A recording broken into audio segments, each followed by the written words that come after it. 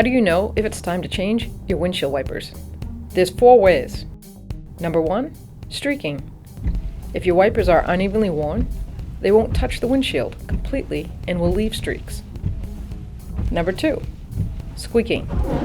As your wipers get older, the material on the wiper begins to harden, which eventually causes the wipers to squeak. Number 3, splitting. If your wiper blades have cracks and splits in the rubber, they will not clean the windshield properly. Number 4, skipping. If your wiper blades go unused for a long period of time, they can develop a curvature that causes them not to make proper contact with the windshield. If your wipers have any of these symptoms, they should be replaced.